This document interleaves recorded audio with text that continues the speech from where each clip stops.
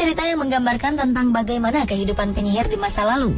Pada umumnya, masyarakat modern menganggap jika keberadaan penyihir hanyalah sebuah mitos yang sengaja dihadirkan dalam cerita anak-anak saja.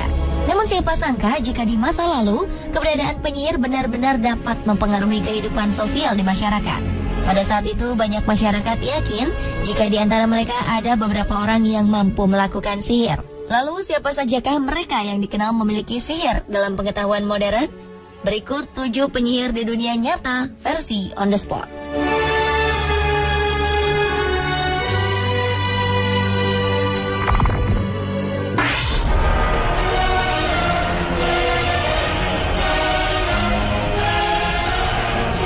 Mother Shipton dikenal sebagai seorang peramal yang mampu memperkirakan beberapa kejadian di masa yang akan datang.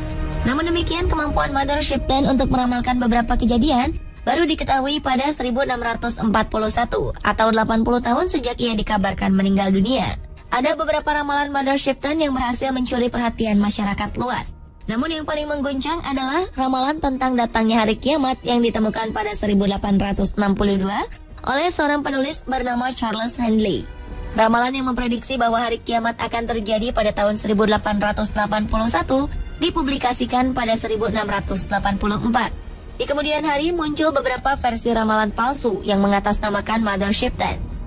Wanita yang digambarkan sebagai sesosok wanita jelek dan menyeramkan itu dilahirkan di Knaresborough, Yorkshire pada 1488 di dalam sebuah gua yang sekarang dinamakan Mother Shipton's Cave. Nama Mother Shipton pun pernah dikaitkan dengan beberapa bencana yang terkait di Inggris Raya, Australia, hingga Amerika Utara pada abad ke-17, 18, dan 19. Mother Shipton sering menggambarkan ramalannya dalam bentuk rima, seperti sebuah puisi dalam literatur Inggris. Banyak ramalannya mengacu pada kejadian di masa depan, maupun penerjemahan terhadap berbagai fenomena yang pernah dialami masyarakat di masa ia hidup. Tetapi banyak orang tetap merasa sulit mengerti tentang maksud dari setiap ramalan asli Mother Shipton.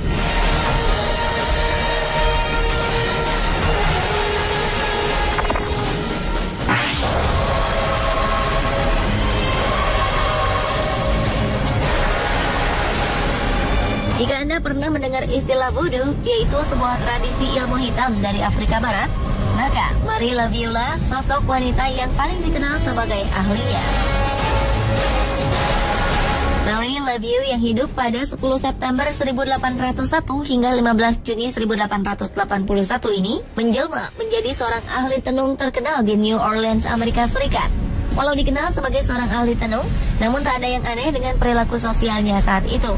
Pada masa epidemi demam kuning pada 1853, ia bekerja tanpa lelah sebagai seorang perawat. Banyak orang mengagumi dan menghormatinya. Bahkan dalam berbagai obituari, ia banyak digambarkan sebagai orang suci. Kehidupannya sebagai seorang ahli tenung terungkap setelah sebuah surat kabar menceritakan bagaimana ia memimpin upacara voodoo yang sensasional. Ia pun dianggap sebagai penyihir. Tapi akhirnya Marie Laveau memutuskan untuk berhenti melakukan praktek voodoo dan kembali mengabdikan dirinya secara eksklusif kepada gereja Katolik. Hingga kini masih banyak orang berdatangan ke makamnya di St. Louis Cemetery dengan berbagai tujuan, mulai dari ziarah sebagai penghormatan hingga berusaha memanggil kekuatan spiritual dari Marie Laveau.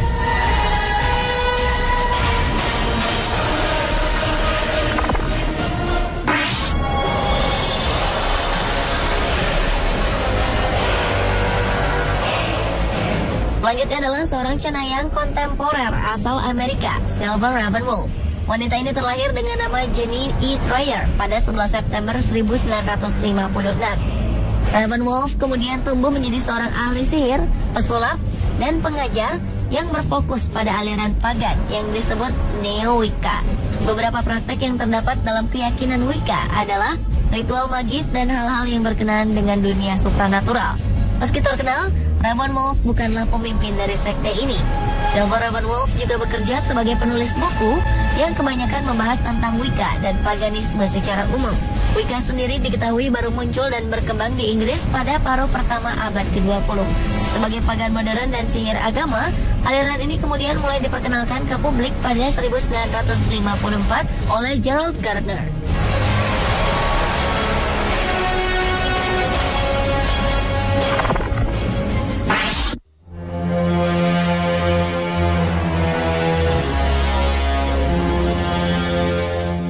banyak penyihir yang ada di dunia, mungkin sosok Maggie Wall lah yang paling misterius. Ia merupakan salah satu dari sekitar 4.000 perempuan yang dituduh sebagai penyihir di Skotlandia. Karena tuduhan inilah ia kemudian dieksekusi mati di depan publik pada 1657. Meski demikian, masyarakat tetap mengenangnya dengan membuatkan sebuah monumen berupa tulisan namanya, serta sebuah catatan peringatan tentang seorang penyihir bernama Maggie Wall yang dibakar pada 1657. Karena sedikit sekali informasi yang menyebutkan tentang identitas Maggie Wall, maka banyak orang kemudian bertanya-tanya tentang sosoknya yang misterius, baik tentang siapa sebenarnya Maggie Wall, alasan mengapa ia dibakar hidup-hidup, serta alasan mengapa sebuah monumen khusus untuk dirinya kemudian dibangun. Banyak spekulasi pun kemudian berkembang. Di antaranya adalah perkiraan bahwa Maggie Wall dulunya merupakan seorang penyihir yang pernah membunuh beberapa orang di Dunning, sebuah kota kecil di Skotlandia. Dengan sosoknya yang misterius, kini banyak orang dengan berbagai profesinya berusaha mengungkapkan jati diri siapa sebenarnya Maggie Wall.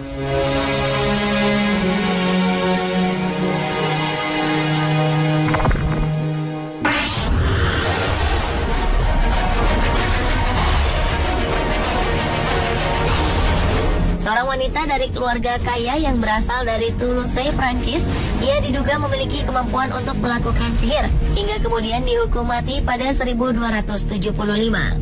Nama Ujel de Lebat populer dan dikenal sebagai orang pertama yang dihukum mati atas tuduhan sebagai seorang yang memiliki kekuatan sihir selama abad pertengahan. Ujel de Lebat lahir sekitar tahun 1230 dan ia merupakan anggota dari keluarga bangsawan yang menganut ajaran Khatarisme. Yang tak lain adalah sebuah sekte Gnostik yang dianggap sesat oleh gereja Katolik.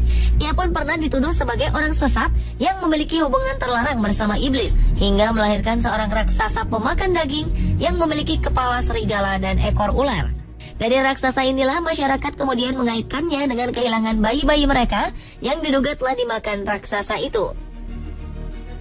Delebat pun dituduh sering menculik anak-anak dan bayi sebagai makanan anak raksasanya. Selain itu, ia juga kerap menggali kuburan untuk mengambil jenazah anak kecil yang baru dimakamkan selama kurun waktu 2 tahun.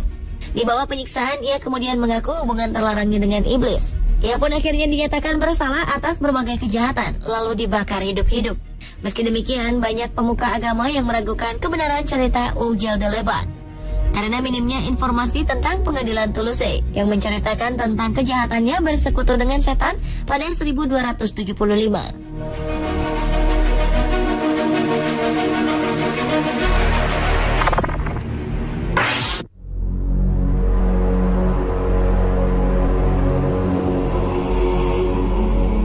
Nama Morgan Le Fay dikenal sebagai seorang penyihir hebat di dunia.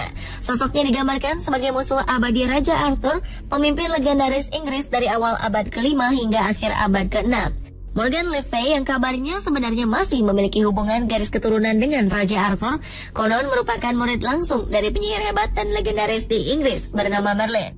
Nama Morgan Le Fay sendiri mulai dikenal untuk pertama kali pada abad ke-12 ketika Geoffrey of Monmouth, seorang tokoh agama, menuliskan sebuah cerita yang berjudul Vita Merlini. Di dalam tulisannya disebutkan bahwa Morgan Le Fay merupakan seorang pemimpin dari 9 penyihir bersaudara dari Pulau Avalon yang pernah menolong Merlin ketika tengah berada dalam kesulitan.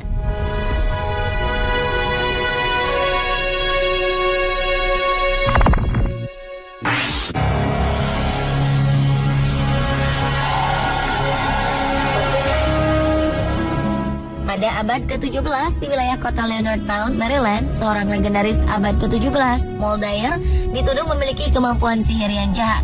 Keberadaan Moldair sebenarnya lebih mirip sebagai sebuah mitos yang hidup dalam kultur masyarakat Irlandia. Ia digambarkan sebagai perempuan terhormat yang tinggal di Maryland untuk melarikan diri dari kehidupannya yang gelap di masa lalu. Namun sayang, kehidupan dan sikapnya yang misterius membuat penduduk Maryland merasa curiga.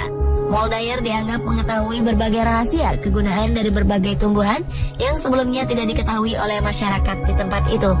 Atas berbagai hasutan, penduduk pun yakin jika Moldair adalah seorang penyihir jahat yang akan membawa pengaruh buruk bagi desanya. Mengetahui kecurigaan ditujukan padanya, Moldair pun pergi dari desa untuk melarikan diri. Penduduk pun lalu mengejarnya tanpa ampun. Dalam peristiwa yang terjadi pada malam hari di musim dingin ini, Moldair pun akhirnya tewas membeku akibat kedinginan.